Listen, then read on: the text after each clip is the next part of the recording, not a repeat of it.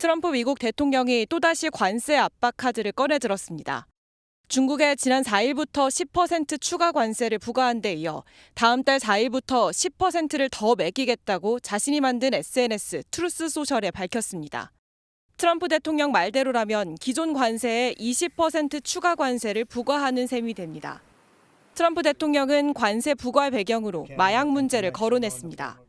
미국에 들어오는 마약이 펜타닐 형태로 중국에서 제조 공급되고 있다는 겁니다. We're thinking about that too. We're talking about a tariff of 10% on China based on the fact that they're sending fentanyl to Mexico and Canada. 트럼프 대통령은 마약을 문제 삼으며 캐나다와 멕시코에 대해서도 관세 25%를 3월 4일부터 예정대로 집행하겠다고 으름장을 놨습니다. 멕시코와 캐나다에서 여전히 마약이 쏟아져 들어오고 있다며 미국에 계속 해를 끼치게 둘 수 없다고 덧붙였습니다. 앞서 트럼프 대통령은 첫 강요회의에서는 멕시코와 캐나다에 대한 관세 부과 시점을 4월로 예고한 바 있습니다. 관세 부과 시점을 두고 말이 바뀌고 있는 건데 본심을 숨기려는 협상 전략이라는 분석도 나옵니다. 중국이 미국에 대한 보복 조치를 발표한 건 지난 4일이었습니다. 관세 부과 시점까지 남은 엿새 동안 협상에 나서겠다는 뜻을 밝힌 건데 이변은 일어나지 않았습니다. 중국은 오늘 0시부터 예정됐던 최대 15% 관세 부과를 시작했습니다. 빼든 칼을 집어넣을 정도의 유의미한 대화는 없었던 겁니다. 我们敦促美方纠正错误做法，停止将经贸问题政治化、工具化。 이에 따라 두 나라의 관세 전쟁은 당분간 마주보고 달리는 자동차처럼 치킨 게임 양상으로 흘러갈 전망입니다. 초반부터 담판을 원하는 트럼프 대통령의 스타일과 세부적인 의제를 세운 뒤 대화를 원하는 중국의 방식이 현저히 다르기 때문입니다. The situation is very complicated. Actually, the U.S. has to take kind of comprehensive measures to deal with their own problems. 다만 두 나라가 협상 의지를 공식적으로 유지하고 있는 만큼 물밑 대화는 이어질 것으로 보입니다. 지난 1차 무역 전쟁 때도 최종 협상까지 18개월이 걸렸던 것을 감안하면 이번에도 협상은 장기화할 가능성이 큽니다. 두 나라가 본격적인 대화를 시작할 수 있는 시점은 중국 최대 정치 행사인 양회가 끝나는 다음 달 초순 이후부터라는 분석도 나오고 있습니다. 네, 트럼프 미국 대통령은 시진핑 주석과의 통화를 서두르지 않겠다고 밝혔습니다. 어제만 해도 트럼프 대통령은 중국에 대한 10% 추가 관세 부과를 앞두고 시진핑 국가주석과 24시간 내에 통화하겠다고 했지만 결국 불발된 겁니다. 트럼프 대통령은 중국과 펜타닐, 파나마 운하 문제에 대해 논의하겠다는 뜻을 내비치기도 했습니다. That was just an opening salvo.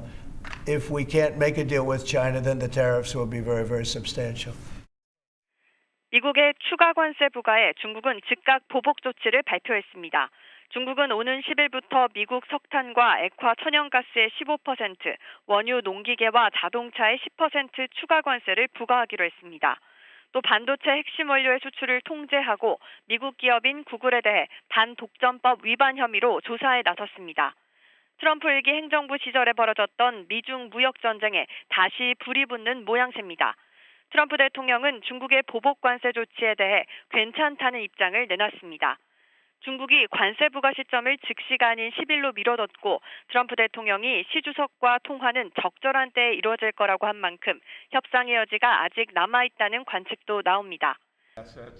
도널드 트럼프 미국 대통령이 중국에 대해 추가로 10% 보편 관세를 부과하는 직진을 택했습니다.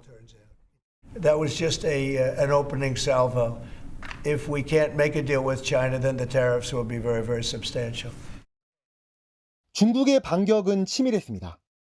10% 추가 관세 부과가 시작되는 미국 워싱턴 시간 4일 0시 1분이 되자마자 미국에 대한 보복 조치를 발표한 겁니다. 오늘이 춘제 연휴 마지막 날인 것을 감안하면 연휴 기간 내내 반격 카드를 철저히 준비했다는 걸 유추할 수 있는 대목입니다. 보복 조치 역시 예상보다 더 강력했습니다. 미국산 석탄과 액화 천연가스에 15% 관세를, 원유와 농기계 등에 10% 관세를 각각 추가 부과하더니 미국 IT 기업 구글에 대해 단독점 조사도 시작한다고 밝혔습니다. 여기에 첨단 반도체 제조 핵심 원료인 희귀 광물들에 대한 통제 조치까지 내놨습니다. 2018년 1차 관세 전쟁 때 미국의 공격을 그대로 받아치다 수세에 몰렸던 중국이 이번에는 당시의 실수를 반복하지 않으려는 듯 초반부터 할 수 있는 보복 수단을 총동원한 겁니다. 다만 트럼프 대통령이 시진핑 중국 국가주석과 24시간 이내에 대화하겠다는 뜻을 밝힌 만큼 협상의 여지는 남아 있습니다. 중국도 관세 부과 시기를 오는 10일로 잡은 만큼 남은 기간까지 미국과의 물밑 협상을 통해 막판 타결을 추진할 가능성도 적지 않아 보입니다.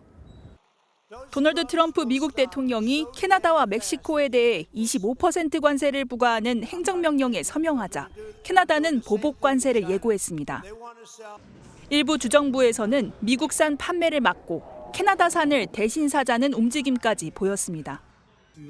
멕시코 일부에서도 반미 감정이 고조돼 미국의 기업인 월마트와 코카콜라 등을 거부하는 보이콧이 있었습니다. 항전 의지를 내비쳤지만 결국 캐나다와 멕시코는 미국에게 국경을 통제하고 마약 단속을 하겠다는 약속을 하며 합의에 나섰고 미국은 관세 부과 시행을 30일간 유예하기로 했습니다. And then we're going to talk about other things over the next, and we're going to have, over the next 30 days, we're going to have Scott, Howard, and Marco Rubio, Secretary of State, lead the delegation. 캐나다와 멕시코로서는 대미 무역 의존도가 절대적이기 때문에 협상의 여지가 제한적일 수밖에 없었습니다. 이렇게 관세를 수단으로 활용해 자신을 미치광이처럼 보이도록 하는 트럼프식 미치광이 전략은 통했고 앞으로도 특히 동맹국을 향해서는 계속될 전망입니다. 공통된 그런 원인은 미국의 제조업 산업 경쟁력이 굉장히 떨어졌다는 거예요. 그리고 공급망을 해외에 많이 의존하고 있고 어느 정도 해소를 하는 지점까지는 거기까지는 상당히 좀 공격적인 통상 정책을 취할 수밖에 없는. 다만 실제로 관세를 부과하면 미국 내 물가 인상과 경제 성장률 둔화가 예상되는 만큼 극도로 무모한 행동은 어려워 일기 때와 마찬가지로 미치광이 전략의 실제 성과에는 한계가 있을 것이라는 분석이 나옵니다. 외신은 또 위협이 계속되면 미국과 약한 고리 관계인 국가들에서 중국의 영향력이 확대될 수 있다는 우려도 내놨습니다.